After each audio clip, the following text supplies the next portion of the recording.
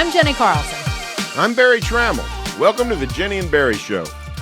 Caleb Williams was an instant folk hero / rock star as an Oklahoma quarterback in 2021, even before he played, and even more so when he did.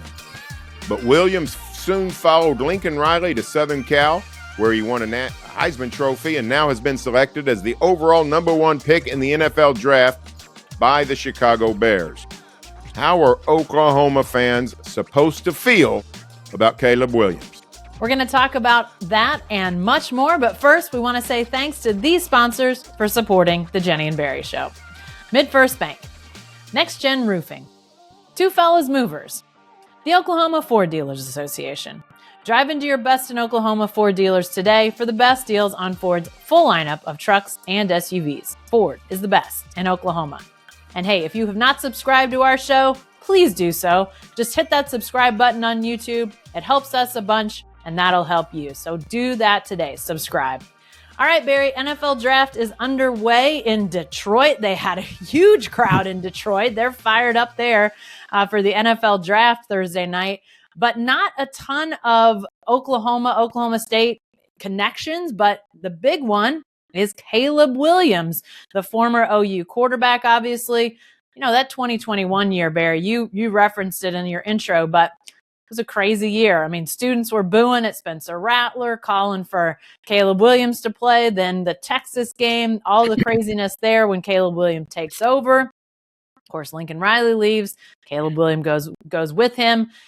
So how are OU fans supposed to feel about Caleb Williams now? I mean, what's sort of the barometer in your mind for Sooner fans and Caleb Williams? Everyone gets to choose how they want to feel. This is not we're not the emotion police.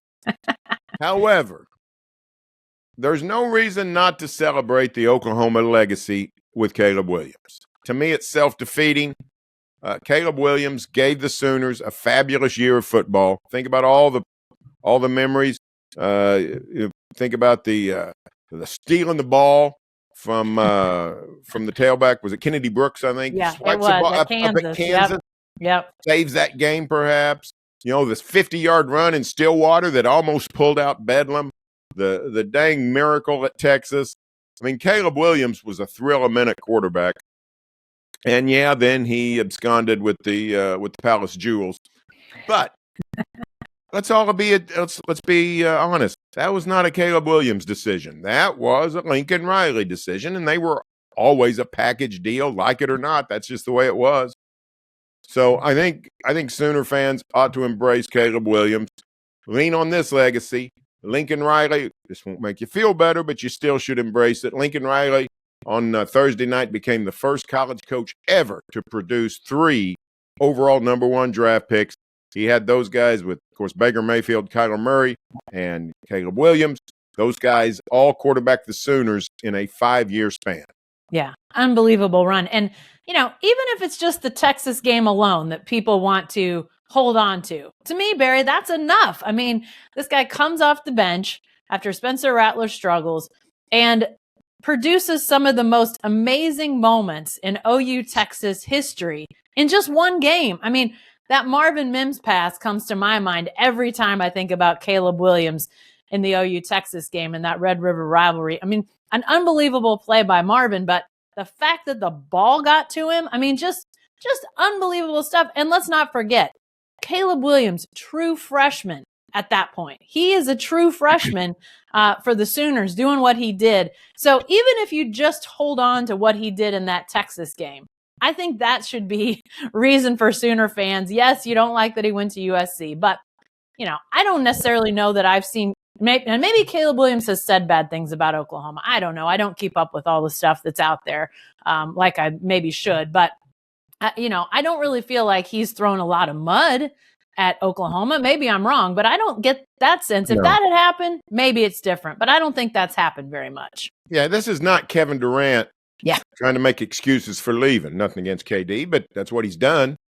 Caleb Williams didn't do that. I mean, I'm not saying he took the high road. He mostly took the mother road to leave OU, going out Route 66 to L.A. But no, he's been fine. And you know what? He's been a guy that, he answered the call. He's probably the first player in OU history, maybe in college football history, where the student body actually had a better sense of how good of a player he was than the coaching staff. They knew in September, hey, put this guy in. So, no, Caleb Williams left Oklahoma with a bunch of memories behind. Great memories. You referenced the Texas game. Yeah. I'll say this for Caleb Williams. He did something you see very few portal quarterbacks do. He stayed and quarterbacked the bowl game. Yeah. He went down there to San Antonio, the Alamo Bowl. Yeah. Let Bob Stoops have one final hurrah as a head coach. Bob got to coach his son Drake. Caleb throws a touchdown pass to Drake Stoops. He didn't have to. He didn't have to stay and quarterback the bowl game. Who does? Nobody's doing that. You look at bowl games, most quarterbacks on the way out, whether to the NFL or another school, they're gone. They're not playing in the Alamo Bowl. Caleb Williams did. I would have, if I was a Sooner fan, I would have good memories and good feelings about Caleb Williams. Hey, that guy played for us. Yeah. Yeah, I would agree. Now, this is a question that is going to be increasingly brought up as it relates to players because of the transfer portal. How are people going to see players as they move on to the NFL? I mean, I think Sooner fans have experienced it from the standpoint of Jalen Hurts, a guy that played a long time at Alabama, great success at Alabama, but finishes out at OU. OU fans obviously very happy to include him as a Sooner in the NFL. But what about Caleb Williams? I mean, I get what you're saying, feeling good, having those good memories of Caleb Williams, but surely when they roll through the players that are, Sooners in the NFL before games next year, we're not going to see Caleb Williams up there, are we? Well, no, it's a great question, but you are correct, Jacko, in pointing out that things have changed. Yeah. In the last 5 years with the advent of the mass portal, nobody was sitting there talking about, is Kyler Murray an Aggie or a Sooner? Right. Is Baker Mayfield a Red Raider or a Sooner? But you get to Jalen Hurts, it's a little different, right? I mean, he was great at Alabama. He didn't leave, Baker didn't leave Lubbock with a long line of great accomplishments at Tech. Kyler Murray barely played at College Station. So you get to Jalen Hurts, he's the SEC Offensive Player of the Year in 2016, I think it was. Then he's, Heisman runner-up in 2019 for a different Crimson. So you look at Dillon Gabriel. What's Dillon? He's a really good quarterback at Central Florida. Yep. All Big 12 at Oklahoma. Heck, he may go win the Heisman at Oregon. What is it? We've reached a new era where you can't just say, this is what he is. Yeah. You got to share him. Troy Aikman has been, when people got asked on the radio the other day, hey, who are the 5 best Sooners in the NFL history? Yeah. Best Sooners ever. I just went to Pro Football Reference, and they've got this thing called weighted value, in which they basically rank players for you. You don't have to follow it off the cliff, but it's a nice, easy reference. In that top 5, Troy Aikman. Do we count Troy Aikman as a Sooner? Mostly not. Yeah. Quarterback, I think, he started 1, 2, 3. I think he started 5 games as an Oklahoma quarterback. Then he made his name at UCLA. OU went with Jamal Holloway. Nobody cared. They won the national championship. Great. But these are different times. Yeah. And you're having multiple players do big things at multiple schools. Yeah. So I would do this. I would embrace anybody you want to. I would use all ambiguity to your advantage. If I was running the OU media guide, if I was doing OU football history, I'm not banishing Caleb Williams from the list of greats. Yeah. Well, and you bring up Dillon Gabriel. I think that's a great point because when I think about it now, if he makes an NFL roster in another year, don't you think most Oklahoma fans will want to say he's a Sooner in the NFL? Sure. I think they will. Well, yeah, heck yeah. Well, but at the same time, so do all the people at UCF. So, I mean, I think they're going to celebrate him in the same way. And, I know that Oregon will definitely claim him. I mean, unless something goes completely off the rails, but I can't imagine that it will. So, you've got 3 teams right there for one guy that I think would proudly say, yeah, he's one of ours. And so, maybe we have sort of, I think a lot of people, when Jalen Hurts became, great quarterback in the NFL, I think a lot of people got their shackles up a little bit, when Alabama people would say he's one of ours. He clearly developed even further at Oklahoma, but he's developed even more since he's been in the NFL. So I don't know, maybe he's the wrong guy to talk about, but I think now people are starting to see a little bit more why it's not so crazy for Alabama people to say, hey, he's one of our guys. I think a lot of people are going to start laying claim to the players. Multiple schools are going to do it. I just think that's going to be the way it is. Let me give you an example off the gridiron. Okay. I personally have been to Martin Luther King Jr. museums or memorials in Atlanta, Georgia, Montgomery, Alabama, Memphis, Tennessee. Are two of those cities off base? Are two of those frauds? Should they say, well, we don't really get to claim him because somebody else had him last or somebody had him more? Heck no. You claim greatness wherever you can get it. So if I'm the Sooners, I go back, I'd claim Troy Aikman. That's what I'd do. I mean, he's from Henrietta, Oklahoma. He beat Texas. You beat Texas, and you're a made man. You got stripes on your shoulders, as far as I'm concerned. So that's what I say about what's going on. I would embrace Caleb Williams. Well, I think Chicago is embracing Caleb Williams as a Bear now, the guy that they hope can lead them out of multiple years of mediocrity. Let's start with this question before we talk about Chicago specifically. How good do we think Caleb Williams can be as an NFL quarterback? I say he's Patrick Mahomes. Now, that's a high bar. I get it. But his style of play is very Mahomes-like. He, makes stuff up on the fly, has those sidearm tosses and weird angles and, just extends plays. I see him in the Patrick Mahomes mold. Is he an MVP like Mahomes? I don't know. Is he a Super Bowl champ like Mahomes? I don't know. But as far as style, I think he's Mahomes-like, and we've seen that play pretty darn well in the NFL. Now, I think that's a great comparison. When we see Patrick Mahomes throw side-armed or left-handed or underhanded, all the crazy things he does, well, we just already talked about it. Caleb Williams went up and stole the ball from his own tailback to keep a play alive and maybe the game. So I think that's a good comparison. Now, there have been other people like Patrick Mahomes that have tried crazy stuff. They just hadn't done it very well, and you don't ever hear from them again. So I don't think that Caleb Williams is a sure shot star. I don't think he's, whoever Peyton Manning or whoever we might put as, can't miss court. John Elway is the standard for me. He's still the best quarterback I've ever seen on both levels, college and pro. And I don't think he's automatic dead cinch like John Elway. But I think he's very, very good. I think he's clearly an NFL starting quarterback, and I think he's got the chance for stardom. So I like what I see out of Caleb Williams' pro potential, and I think he can be a star in Chicago and perhaps be the biggest light in a city of big heroes. Yeah, and I think as much as this will definitely not sit well with Oklahoma fans, Lincoln Riley has shown he develops really good quarterbacks. I mean, obviously Baker Mayfield, it ultimately didn't work in Cleveland, but Cleveland's dysfunctional, so you can't blame Baker Mayfield for the Browns' dysfunction. But we've seen, how capable Baker was going into the NFL. We saw how capable Kyler Murray was as a young quarterback in the NFL.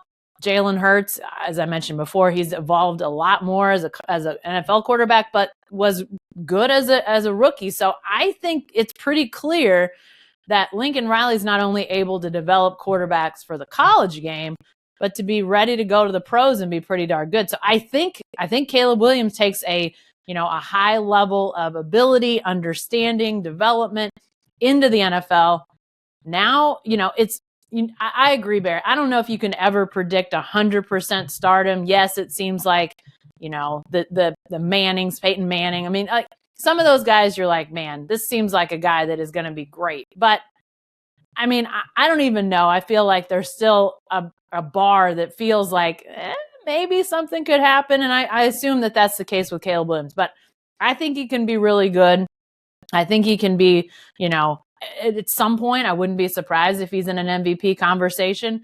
But maybe the bigger question is, can he get to that level in Chicago? Because the Bears have been a mess, Barry. They have been a big, big mess. Can he be good in Chicago? I don't understand the skepticism, Jacko. I mean, Chicago clearly has a history of producing great quarterbacks. I mean, have you forgotten about Sid Luckman in the 1940s? Sid Luckman was a fabulous quarterback.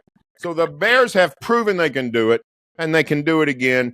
I guess we probably ought to hold them to a standard of more than one great quarterback every 75 years. It's something remarkable. In the 21st century, perhaps. I mean, it's crazy they've gone so far. I've always looked at, of course, I sort of like the old franchises, Giant, Steelers, Packers, Bears, the old line people.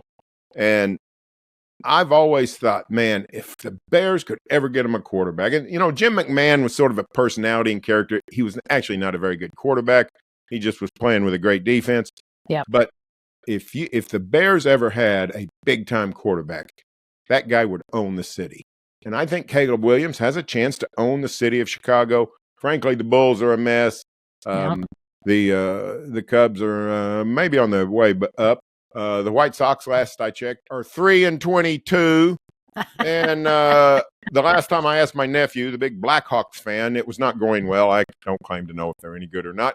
But I think this is a point in time where Caleb Williams could take over the city of Chicago.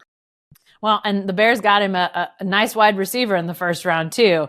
Rome Odunze from Washington is a Bear. So at least they're looking like they're going to try to give him some weapons. Now, does he have a line? Is the defense any good? I mean, lots of questions to be answered. But, yes, it's a little bit crazy to think about Chicago going from, monsters of the Midway days when they're just rolling and always had good teams to, they've been irrelevant for a really long time. So, maybe not. I don't sort of think of them historically with the dysfunction of like the Browns and those sorts of teams, but this is a franchise that has not been very good in a long time. So Caleb Williams, yes, if he can play well, if he can get them back to some level of respectability, he will own Chicago. Quarterbacks, Barry, before we get out of here, we got to talk about the NFL draft going cuckoo for quarterbacks in the first round. The first 3 off the board were quarterbacks, but then 6 of the top 12 after Caleb Williams, Jaden Daniels, and Drake May, the top 3. Then Michael Penix at 8 to Atlanta, J.J. McCarthy 10th to the Vikings, and Bo Nix 12th to the Broncos. Who saw those last 2 coming, especially, Barry? Not me. I was stunned. I actually went with my granddaughter on Thursday night. She wanted to go see Legally Blonde, the UCO drama, students were putting it on, the musical, and so her theater crowd couldn't go with her. I said, I'll go with you. I went. We had a great time. At intermission, I flip out my phone, check up the update of the NFL draft, and I see the picks at 8, 10, and 12, and I said, what? Bo Nix? For crying out loud. Bo Jackson I can get, but Stevie Nicks I can get. Bo Nix? I don't know what. Bo Nix is a first-round draft pick? I didn't get it. The Falcons taking Michael Penix Jr.? Yeah. When they just signed Kirk Cousins? Kirk Cousins to the $100 million guaranteed, coming off major tendon surgery? What's going on? It's like a run on a bank. It's a run on quarterbacks. Everybody panics. Yeah. I don't know. You're a lot better off if you don't have one of the, if you're not drafting a surefire prospect, which I think Caleb Williams is, and maybe Drake May. I don't know about Jaden Daniels. I'd go get a first round pick on a real player, somebody you know is going to help you. Yeah. And then try to fix the quarterback elsewhere. That's what Atlanta did. And then they went and drafted Michael Penix anyway. Yeah. I don't get it. It was a head scratcher to me as well. I know our good friend Darnell Mayberry, former coworker at the Oklahoman, was in town for the NBA playoffs, the first couple games of the Thunder series. Big Vikings fan. He was actually pulling for J.J. McCarthy, and I said, I don't get it. I don't get it. Sure about that. What you see at Michigan, what I saw at Michigan, I said, this guy can win football games when he's playing Iowa and Purdue and Penn State. But I didn't see anything that says hey, he can beat the Packers and he can beat the Lions and he can he can beat the Dallas Cowboys. I didn't see. Yeah. I'm not a football scout. I'm not as well versed as the OU student body, so I don't know. But put me down as skeptical. Right. No, I'm definitely in the skeptical range myself. Hey, before we get out of here, let's bring it back around to OU, as we were talking about Caleb Williams and the OU quarterback pedigree, if you will. Is OU going to get back in the NFL quarterback business at any point? Do you see that happening potentially with Jackson Arnold or somebody else in the OU pipeline, Barry? Well, I think Jackson Arnold is a good prospect, and if he develops the way everybody thinks he will, then he will be an NFL quarterback. I see no reason to think that won't happen. Highly recruited player, showed some things as a true freshman in the couple of games he got to play. He'll have to prove it, but I'm encouraged that OU got a recruit of his caliber after Lincoln Riley departed. I thought that was a very good sign. Jeff Lebby had a prior relationship with Jackson Arnold. He was able to lure him, but I don't know why Seth Luttrell, as offensive coordinator, Brent Venables as head coach, can't be doing the same thing. I think it's another reason to embrace Caleb Williams. Keep that quarterback culture, that quarterback lineage alive, and sell. So I'm encouraged about OU keeping that quarterback line going, even as the Sooners transition clearly to more of an identity of playing big-time defense. Yeah, and let's remember too that they get Jackson Arnold after Lincoln Riley. They get Michael Hawkins, who's now a true freshman at OU after Lincoln Riley. They get those two guys via Jeff Lebby as the offensive coordinator. Also, Kevin Sperry, a guy who'll be a senior in the fall, was at Carl Albert last year, but has moved back to Texas. Got to keep your scorecard lively with these guys. But 3 quarterbacks that have been brought on board since Lincoln Riley left, and 2 have stayed, and Sperry has kept his commitment even after Jeff Lebby left. So to me, that's a positive sign too. When Jeff Lebby left, would have been really easy for Hawkins and Sperry especially to say, all right, I think I'm moving on somewhere else. Instead, they've hung in there, stayed with Seth Luttrell, stayed with the Sooners. So I don't know if any of them can become NFL quarterbacks, but you're usually drawing those sorts of quarterbacks from a very high position in the recruiting rankings. Say what you will about recruiting rankings. Lots of times they miss.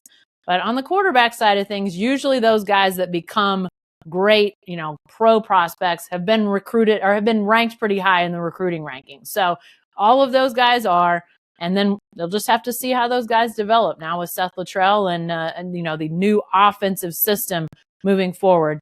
It'll be interesting to see in a few years if we're back in looking at the top of the draft board to see if any of those Sooner quarterbacks get taken like Caleb Williams was last night. Hey, that's all the time we've got this time, but you can find all our columns, videos, podcasts at selloutcrowd.com, as well as our mobile app. If you haven't downloaded it yet, do that today. And if you want our content sent straight to your inbox, sign up for our newsletters. It's free. It's easy. Just head to selloutcrowd.com and opt in. And if this happens to be your first time hearing or watching us, be sure to subscribe to our show on YouTube or your favorite podcast app. And if you like what you hear, please leave us a review. Thanks for joining us, and we'll see you next time.